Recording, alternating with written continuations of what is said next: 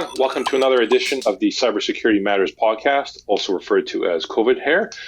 Joining you as always is myself, Dominic Vogel. I'm your co-host, and joining me in studio and his weekly adventure out is Christian Redshaw. Christian, how are you doing today? Hey man, I'm doing great. Enjoying a nice sunny day here in Vancouver and ready to get going today. This is going to be a really, really good episode. I'm eager to find out who today's guest is. Well, it's Melanie Borden. She's the VP of Marketing for Celebrity Motor Cars. And we're going to have an amazing conversation today, I just know it, about branding and marketing. Absolutely. I know Melanie is an awesome, high-energy person, so it will be a fantastic conversation. So Christian and I will take a pause here. We'll invite Melanie in and stay tuned for the conversation. Let's do it. Melanie Borden, welcome to the show today. It's so good to have you on. Thank you so much for having me. So I have seen some of your social media content. Oh, sorry. I wasn't sure if we were stopping there. No, sorry. I have my children at my house right now because we're still doing virtual school. So I don't know if you can edit this, but sorry. You know what? Let's not edit it because that's exactly where I was going to go. I've seen your posts on Instagram and LinkedIn, and I got to say, I relate to your story quite a bit. I've gone through similar things in what you've described. I was really gripped by it. And, so I just want to understand a little bit more about your personal journey. I mean, we want to get into the branding and marketing stuff for sure. But just so that we can get to know you a little bit, what was that kind of time in your life like where it was, you have two young children and yet you're still working, you're trying to balance that personal life and career and emotional stress and going through a divorce and all those kind of things. What can you tell us about where things were at and the journey that brought you to where you are today? Well, it was quite the journey. That's a good word to describe it. It was, everyone has different seasons in their life and different things that they experience. And sometimes you experience things at different seasons, and sometimes you experience all the things in the same season. And that would be the way that I would describe my journey with, going from being married to being single, having children at home, very young children. My children were 2 and 3 at that time, and just trying to balance it and figure out. And there's really no secret sauce or strategy that is behind it. It's just, you got to just take each day by day and you just do the best that you can. And that's really where my journey has taken me, just taking every day, day by day. Someone gave me really great advice once, and they said, and they said to me, when they were in Alcoholics Anonymous, and they said to me, Melanie, you take things minute by minute and hour by hour, and then day by day, and then week by week, month by month, year by year. And to me, that was one of the greatest pieces of advice that someone could ever give to me. And that would be the advice that I would give someone who's going through something similar. Well, what we're seeing here happening in your life, even just right now, is just literal microcosm of what my life is like and Dominic's life as well. As we're doing business, we both have young children. So this is just a normal day for us. So totally fitting, totally awesome. Yeah. I mean, the virtual school thing is hopefully coming to an end soon, where all of our fingers and everything is crossed. That's going to be over shortly, but you just have to do the best you can. Just like, when you go through a divorce and you experience the things, you just do the best that you can, and you hope that your children are all going to be okay in the end. And that's basically been my motto for the last year. That's why I always keep Forky on hand here, so in case James ever walks into my office, I keep him distracted with various toys. But we're getting to see another side of Dominic today that our viewers don't normally get to see. Dominic most adorable pictures of James. He's so cute. I love that I know your son's name. Well, it's just maybe shifting us to LinkedIn, and then that's where you and I first connected, Melanie. And it's the thing that I love about that platform is that you can feel the energy coming from just warm, good natured people like yourself. Your amazing energy always comes through in your content. And what I wanted to sort of start off with in asking you is, how has a platform like LinkedIn help you sort of emerge into sort of where you are now, and has it helped unleash sort of like hidden potential in you which you weren't able to unleash before? Well, it's so funny that you asked that. It's a good question. I almost look at LinkedIn as like an open journal that I'm publicly writing on a daily basis. And I think that some of the experiences that I've gone through in my professional career have helped me get to this point.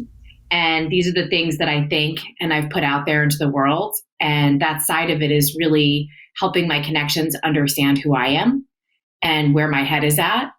And not everybody is going to utilize it in that way, but I do sometimes feel like when I'm writing a post, it's like, dear diary, dear LinkedIn, this is what I've experienced. And this is a moment, a challenge that I've had. And a lot of people across the world don't have access to someone like myself or like you guys who are thought leaders and who can help others based on their own experiences, and they put it out there into the world. And I know that these posts are absolutely helping other people when I'm posting. I hope that answers the question. Absolutely does. And that's what, again, I think it's part of, especially during a time like COVID, when so many of us are seeking inspiration. And, it's one of the things I love sharing, as you mentioned, me introducing the world to James. I mean, for me, that's been part of the ongoing struggle, as I notice with you and other working parents who try to keep an active lifestyle with their children, but trying to work at home. And I mean, you as a single mom as well. I mean, you have superhero powers. I between my wife and I, we still can't deal with James. He still somehow manages to sneak in here. But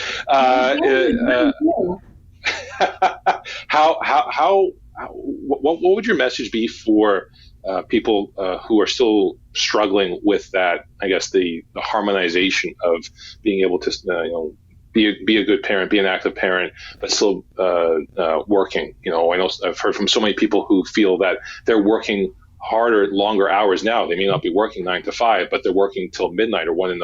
after the kids go to bed. What's your sort of message to people there in terms of what they can do to get a better, like I said, harmonization rather than a balance? It's definitely a challenge, and it's something that everyone is experiencing right now who's a parent. I mean, even people who aren't parents are experiencing the burnout and the fatigue, but as parents, we have more of it because most of us have our children around us and we're working. So, for example, we've already been interrupted by my daughter 3 times. We've been talking for 10 minutes. We will make sure to tag her in this episode. So I think that, we're all really hard on ourselves too, especially moms. I mean, dads, you guys are also hard on yourself, but I think moms, we take things much more to heart because there's a higher level of expectation for women in general, I believe anyway. That's how I feel. So a funny short story is someone who's close to me posted something on Facebook yesterday about how tired she is and how exhausted she is. And she has 3 children and she doesn't know, how she can keep doing it. And it's just so much. And everyone that I know, including myself, has felt like that over the course of the last year. Like it's just so much with everything that we're managing. But what I've realized is you have to be easier on yourself and kinder to yourself. And when you feel like it's too much, you need to take a break. You need to get rest. You need to stop what you're doing. And you have to remember what's important and what isn't important.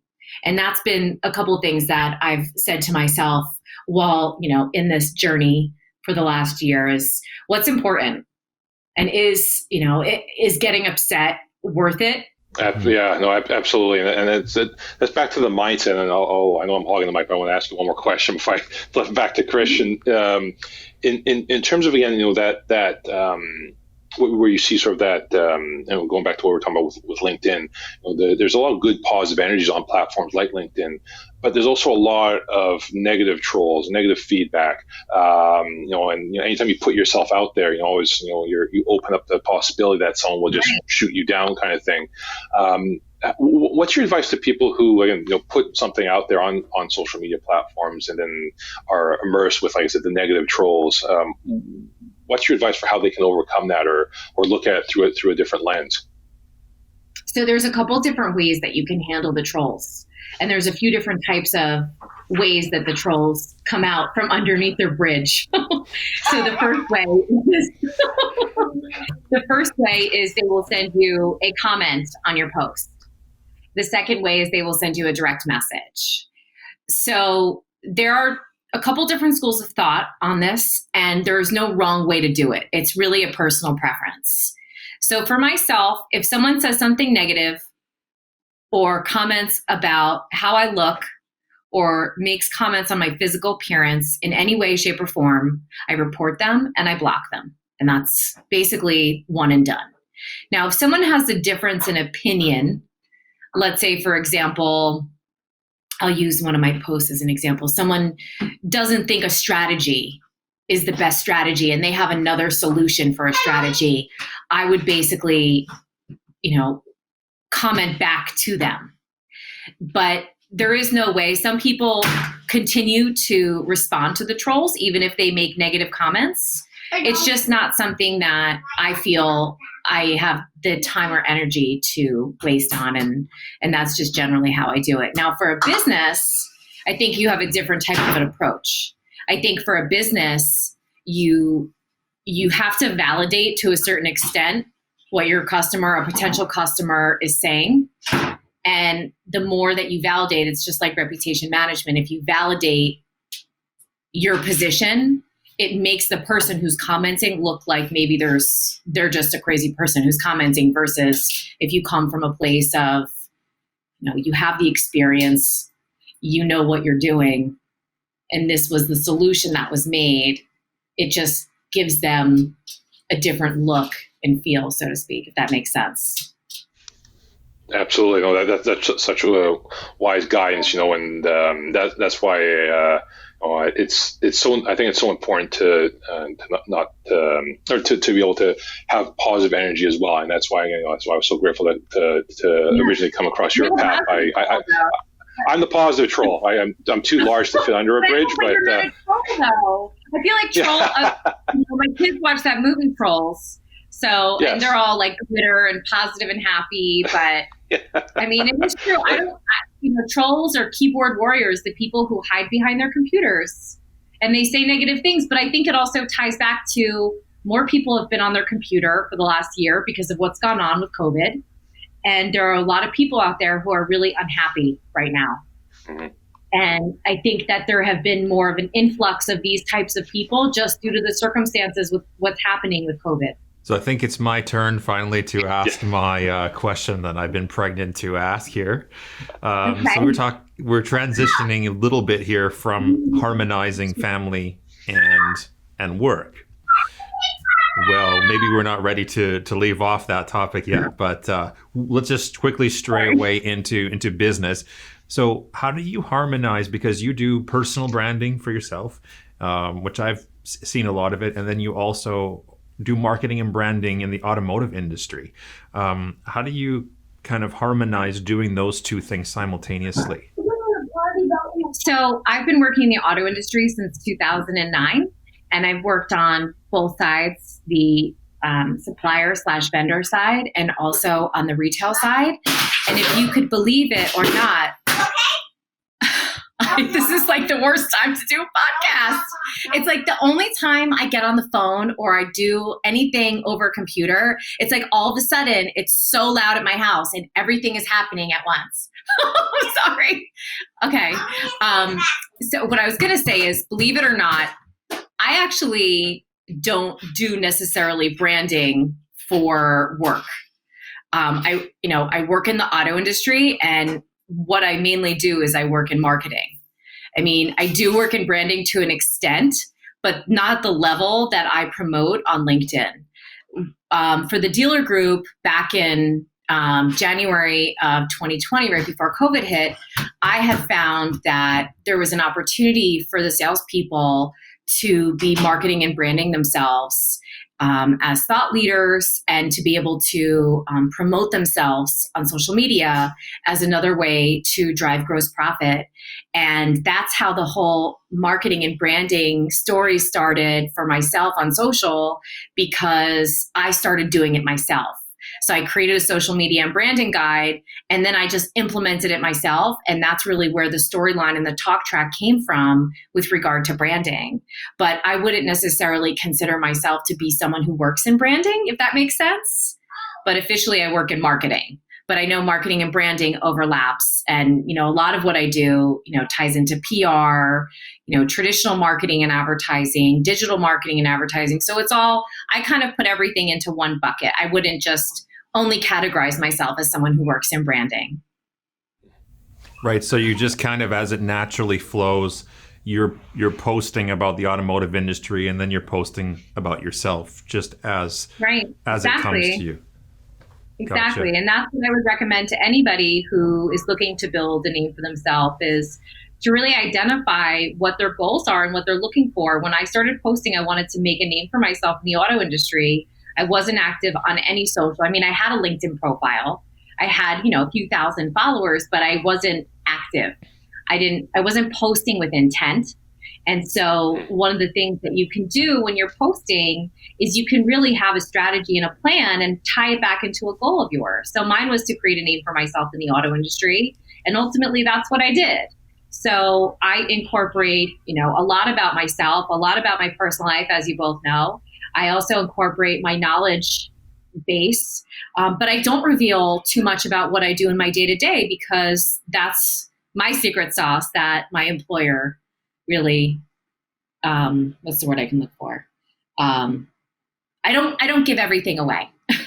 I leave a little out, but I try to give as much That's what they pay you for. possible. Yeah, but I try to help other people, and that's what I feel like I'm doing with my posts. Is anything, even the things that I'm posting on marketing, other than the inspirational, the motivational side of it, I also feel that I'm really helping other people with marketing too, who might not have access. Again, having access to someone like Melanie, they do now through LinkedIn. That's an awesome mindset. And then I'm curious, on that theme of marketing. During the pandemic, have marketing strategies changed in the automobile industry? How are they tackling the pandemic from a marketing perspective? Absolutely. Prior to the pandemic, we were not doing as much as what we call digital retailing online, which is giving your customers the ability to purchase a vehicle on your website. Now we see companies like in the US, Carvana and CarMax, where you can, purchase the vehicle and then they deliver it to your house. Tesla, this is a similar kind of scenario where you can purchase the vehicle online. But the auto industry has been very slow to pick up on that. And so now we are giving our customers flexibility and the options. And I think COVID really opened that up, where we're giving the customers the options. Do they want to come in for service? Do they want their vehicle delivered to their house after service and have a service loaner dropped off? Do they want to come in for a test drive? Do they want a test drive brought to their home? Do they want to purchase the vehicle in store, or do they want to do it online? So I think flexibility has been a huge theme for the auto industry, and also information, giving all the customers all the information that they need to have to make the right decision. And that ties into the flexibility. So anything that they need to make their experience easy and pleasurable. So it's fun buying a car, and it doesn't have to be, a scary experience like we've seen in some commercials where they've highlighted, some of a fear factor in purchasing a car. And then also, understanding that everyone is going through the same thing. So that empathy factor too, that some customers are not going to be comfortable coming in, and you have to adhere to whatever the state or, country guidelines are with COVID to make them feel comfortable. So if they are coming in waiting for service, do you have hand sanitizer out? Are you keeping everything, 6 feet apart? Is everyone wearing masks, so to speak? So knowing that there are people who might not want that, but that there are people that might want it too. So I think those three factors, the empathy, flexibility, and the information, have been three themes that I've seen pretty consistently in the auto industry. You have a book called Our Mommy Works with Cars. What is that book, and who is the target audience for that? Sure. Well, the target audience is everyone. Okay. No, I'm just kidding. It's not everyone, but it should be everyone. What the book was really inspired. So when COVID first landed in New Jersey, and I was basically homebound because my children were in virtual school, I started getting involved with different female leadership panels that were in my industry, in the auto industry. And I learned a lot from the women that were on the different panels. And there were some studies that were done on one of the panels. And one of the studies that were done, and there were polls that were taken across the industry, women at every different level you could imagine, whether they were working for a dealership or a dealer group or a vendor supplier. And one of the questions were, what kind of education do you think is out there for children, about women's roles in the industry? And it turned out that there's really not much at all. There wasn't any real context to that. There's not a lot of women, not women's history, but there's not a lot of information for children to shed light on the different roles. Just like, there's a ton of books out there about, cars and mechanics and things like that for little kids, but there was really nothing about what women can do in the car business. And so women can do everything that men can do in the car business. So the book was really from that. And then it's voiced in my daughter's voices and their experiences with coming into the dealership with me when I was going into the dealership, on a regular basis. They would come in with me and they loved coming in because we have this great candy bar, and they would love going to the candy bar, of course. And then, everyone would pay so much attention to them. So it was always such a positive experience, but it's really highlighting all the women in the different departments in a car dealership. Anyone who has children or a special child in their life. And it's something that I hope, more people will pick up and think about, because it's thought-provoking in the sense where, why hasn't this been a part of, children's literature before now? So I'm hoping it's going to start a trend of people in the auto industry who will start writing children's books. So good. I would imagine that you have an abundance of quotes from your kids that inspired the content of that book. Absolutely. Absolutely. That is true. Yeah. I know that I've ordered the book for James, and I look forward to reading that with him because he's obsessed with cars. So. Oh, thank you. Yeah, That's true. The funny thing about the book is I actually used a fashion illustrator. So I went to FIT, which is the largest fashion school in the world. And I obviously ended up in the car business. I didn't stay in the fashion world, although I do like fashion and I like shopping. But that's a whole nother conversation. But yeah, it's a little different than you would expect a normal child's book. But I think that anyone that reads it will quickly understand that it's just highlighting different women in the different departments in a dealership. That's amazing. We're just, Christian and I are very, very grateful for you taking time of your day. I know it's hard with the kids at home. So we'll no, there's nothing to be sorry about. That's like Christian was saying. That's I think it's something to be embraced right now and celebrated, that we have the opportunity to spend more time with our kids. So we're just, like I said, we're very grateful for you carving time out to chat with both of us and with Forky. Forky's very wherever he is, there's Forky. But thank you again, Melanie. We really appreciate your time. Thank you. Thanks so much. I appreciate you too. Thanks for having me on. And I'm happy to post this and, hopefully get a lot of visibility for your podcast. We're very, very appreciative of that, Melanie. And thank you again so much for your time. And Christian and I will take a momentary pause here, and we'll wrap up today's episode in a minute. Well, that was a really fun conversation. There was just so many unexpected things there. There was Melanie's kids. Forky made an appearance. We had some really engaging conversation. I thought it was a lot of fun. What were your immediate thoughts? Right. Well, aside from kind of rolling with the direction that it went, which was unexpected in a really great way, the thing that stood out to me is she was talking about handling the trolls. And I feel like you stole my question or read what was on my mind there, because I think about that a lot when I interact on the internet, and how she differentiates between somebody that's DMing her or commenting on her personally. And that's kind of a block and report action. But then if somebody has a different opinion on how something should be done and has a disagreement with her, she will present her opinion and remain in contact with that person, is what it seemed like to me. So I found that distinction quite helpful. Yeah, absolutely. She's just a fantastic, warm person, and it's super cool that she'll be sending us some books for our kids. So I think it's just she's just an amazing person with such a warm spirit, and highly encourage all of our listeners and viewers who, if they are on social media, if you're not following Melanie, please do so. She always puts out fantastic daily content. So, and as part of that same vein, I want to thank those very same loyal listeners and viewers for joining us each and every week on the Cybersecurity Matters podcast. If you like what you're hearing or like what you're watching, please be sure to subscribe and to leave feedback, positive or negative. Just don't be a negative troll. But just don't attack us personally, and we'll be good. Please do check out the Conversations That Matter YouTube page. Do look at previous episodes, and as well as other podcasts under the Conversations That Matter banner. But until next time, be well, be safe, and we'll catch you next time on the Cybersecurity Matters podcast.